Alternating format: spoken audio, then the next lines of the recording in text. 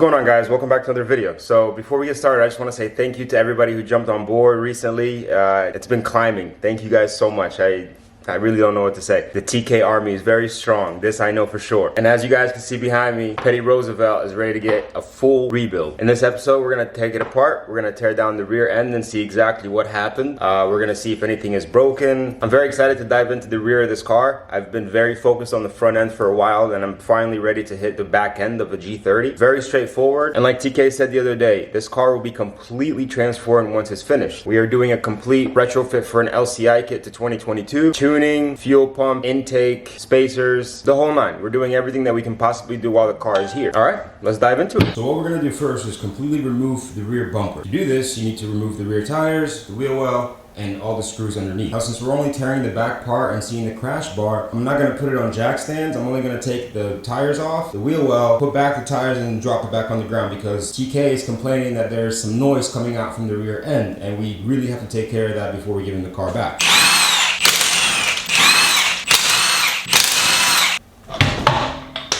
But of course you want to set one up somewhere just for safety purposes.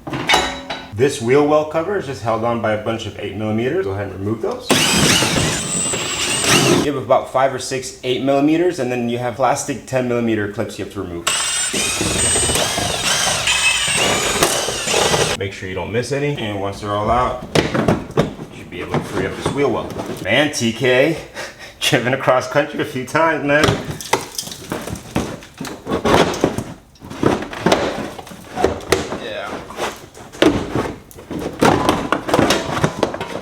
There you go. Just like the front bumper, the rear bumper is held on by 2 8mm screws on the corners. Remove those screws from each side. First. And you should be able to pry your bumper off on this side. Do the same for the other side. We're just a few bolts away from completely removing the bumper. You want to open your trunk. Right under this trim piece, you want to start from the top. Just yank it upwards. So. And those tiny little screws are T20s. Let's remove them. And do the same for the other side. You want to grab your weather strip and pull it out of the way.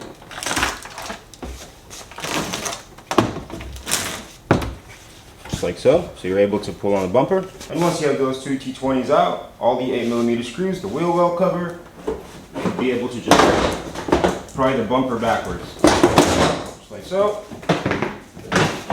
Be sure to unplug your park distance control sensors. And luckily it's just one line, so you squeeze the sides, pull it out, and we have ourselves a G30 bumper, rear bumper. TK, my brother, I see why you said your back was hurting. I mean, look at that. Goodness, it is completely dented in. That's the rear crash bar too. These suckers can take a punch, but to bend it, you have to be going at least 30, 40 miles an hour. Man, wow. Everybody keep their fingers crossed the frame is not bent. This rear plastic cover is just held on by 4 clips. Remove them. Pina, you wanna help me work on the car? Huh? You and I can restore this whole thing, huh? Man, even the clips are hard to pull out. They are stuck in there. Guys, I highly recommend you get an assortment of clips from Amazon. There's so many clips in here, you can put this entire car together. This thing costs around $35 and it has around 3,500 pieces. You can't go wrong. So these are all clips for every German car. Gives me a little bit of peace of mind when I do crack one or two. Yeah, that clip is not coming out. But I have a solution.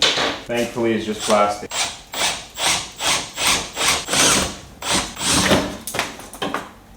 There you go. Make sure to disconnect the rear sensor that opens your trunk when you kick under the boot. There you go. And this piece is completely free. Yeah, that's completely bent it in. Your crash bar is held on by 4 18mm bolts. Just go ahead and remove them.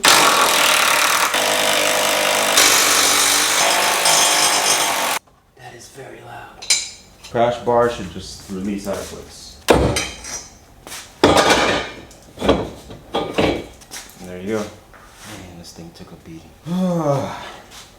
Bumper cars, anyone? What do you think, Alpina? Does it look bad? Okay. Okay, alright, I know. We'll fix it. I know. Okay, alright. Seeing the crash bar should give you a pretty good idea of what the bumper on the exterior took. So when he got hit, the bumper on the side pushed out these clips forward. So every time you wanted to clip the bumper back on, it would just unsnap because now these are out of line and out of order. So we have to order brand new parts of these for both sides. You have 5 10mm, just remove them. You have one connection here. I'm gonna take an educated guess and say this is for your venting sensor somehow. Unplug it. There you go. And this piece is free. When I used to watch YouTube back in the day, I always wondered how people take care of these screws and how they keep track of them. Ziploc baggies and a lot of pictures. This will be the best way to put everything back where it belongs when you want to reinstall. The rear heat shield behind the muffler, I don't know if you can catch it on camera, but it's definitely bent and needs to be replaced. It's held on by 3 10mm screws. Let's remove. And there you go. Probably have to bend these 2 corner pieces a little bit, but once you pull that out, just go ahead, put them back in place. Simple as that. So far, here's everything we've taken off. The bumper, wheel well covers, crash bar, all the plastic trims, and everything on this side as well. Now that I have the car taken apart and the majority of what was in the accident part, I'm gonna put back the wheels and go for a test drive and see exactly what these clunking noises are to see where they're coming from so we can pinpoint the problem and solve it. Back on all fours. To be completely honest, that was very simple to take off. I thought it'd be a lot more than that, but just 3 or 4 bolts to completely remove that rear bumper. It's simple, it's much easier than the front, I'll tell you that. Thankfully, the frame on this side seems to be pretty straight, so there's no damage to that. All right, let's go for a test drive.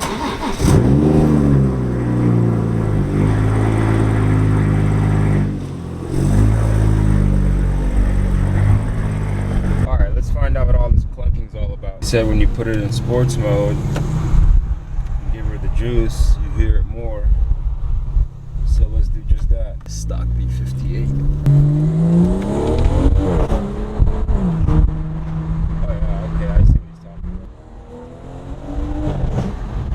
So I hear the clunking noises mostly when you're turning the car very sharp. Hear it coming out of the rear. I see what he's talking about now. Here, she's gonna stand outside and videotape while I drive by. And I'm gonna try to steer here and there just so you guys can maybe hear the clunking noises. Hopefully we can catch it from the outside. Gotta do a quick peel.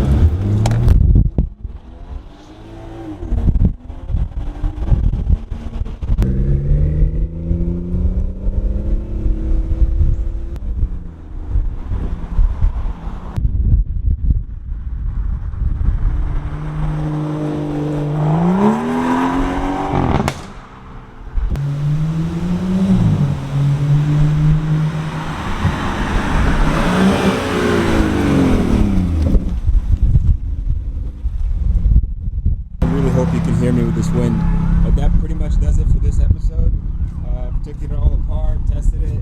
I can hear the clunking noises. I have a few ideas and we'll see exactly and pinpoint it, but stay tuned for part 2. This is becoming very, very interesting. I really love the look. It's weird, but I like it. All right guys, till next time, take it easy. Peace. Alright, that's not good. Alright, you guys need to open up. Take a step back. Take a step back. He wants to go for it. Alright, we need to make sure we pass that on video. There you go. Alright, you gotta do 3 reps. Ready? Go.